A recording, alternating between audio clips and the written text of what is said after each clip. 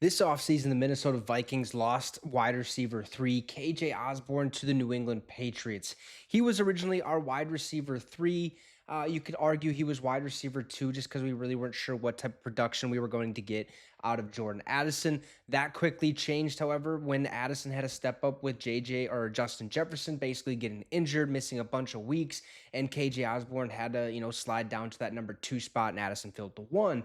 But with losing KJ Osborne, we were really kind of stuck in limbo. Who's going to be the wide receiver three for our Minnesota Vikings this season? We added Trent Sherfield in free agency. We have Jalen Nailor and Brandon Powell. So who is going to be the next man up? Okay, Jalen Nailor seems like a pretty decent option. He's got a lot of speed. We've seen him in the past. But it seems as if we have a front runner for wide receiver three. And according to the Pioneer Press, Brandon Powell, who doubles as the Vikings punt returner, could be in the driver's seat for that assignment. Dane Mizutani wrote last week, who is going to take the spot for grabs behind Jefferson and Addison? Well, it looks like shifty receiver Brandon Powell is the leader in the clubhouse based on his amount of reps with the starters. Okay, so that means he's getting a lot of reps during OTAs, minicamp, and now hopefully coming into training camp as well. Now, the observation checks out, especially because Minnesota signed no other high-profile wide receiver candidates after adding Trent Sherfield in free agency. The 2024 NFL Draft 2 was stuffed to the gills with promising wide receiver three types, and Minnesota drafted exactly 0 receivers during that event. Now, many fans, plus, I guess they said this website, which is the Purple something, anyways, assumed the Purple team would spend a mid or late round draft choice on a wide receiver like Jamari Thrash or Luke McCaffrey. Yet, no cigar. We didn't take one. We didn't think we needed to draft a receiver to fill a wide receiver three hole. Now, last month, ESPN's Kevin Seifert analyzed Minnesota's offseason and 2024 trajectory, and when asked about the team's biggest surprise on the horizon, he name-dropped Brandon Powell. Here's what he said. Wide receiver Brandon Powell. During the O'Connell era, the Vikings' base offense has been 11 personnel, which generally means 3 receivers. So unless O'Connell is going to dramatically change that approach in his third season, there is a significant need for a third player to complement Justin Jefferson and Jordan Addison in the receiving corps. That is what Seifert basically explained. And he also added that Powell filled that role very well last season when Jefferson missed time with the hamstring injury. And he has a strong chance to earn a more prominent role there in 2024. Now, if you don't know, Powell joined the Minnesota Vikings as a free agent last offseason from O'Connell's Los Angeles Rams days. Now, he's a tried and true playmaker who helped Minnesota knock off the Atlanta Falcons on the road last November thanks to a game-winning touchdown.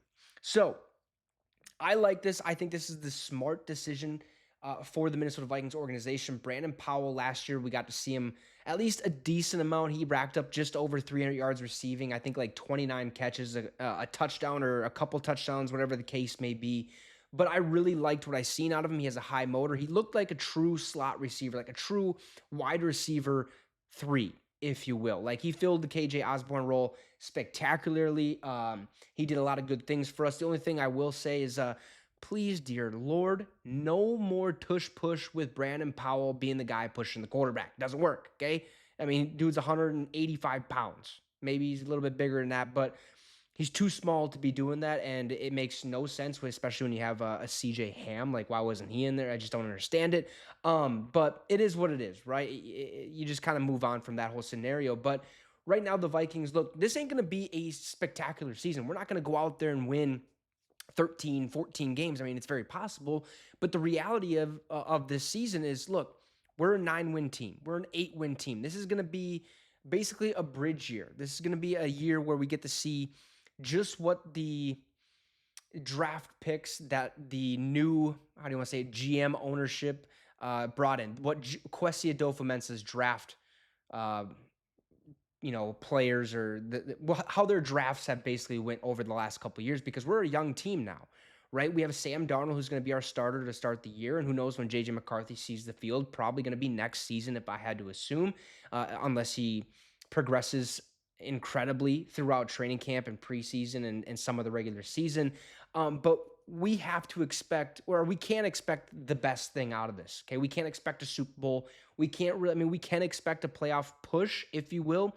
A playoff appearance, though, is a little bit different. Like, I think we can make the playoffs, but I think we're going to sit right out of it. It's going to be, once week 18 hits, we're going to know we're not making the playoffs and stuff. I really hope that we make the playoffs just because it's more football and we get to have more fun in the live chats and stuff like that. But currently, as it sits for wide receiver depth chart, if you will, Justin Jefferson, obviously number 1, Jordan Addison number 2, and then potentially the front runner, Brandon Powell, as wide receiver 3. So you guys let me know your thoughts in the comment section down below. Do you like this decision, or do you like the way it's going? Who do you see fitting better at wide receiver 3, or do you think Brandon Powell is the perfect choice for that? Let me know down below in the comment section. Also, drop a like and subscribe to the channel. It'd be much, much appreciated. Have a great rest of your day, folks, and Skol Vikes.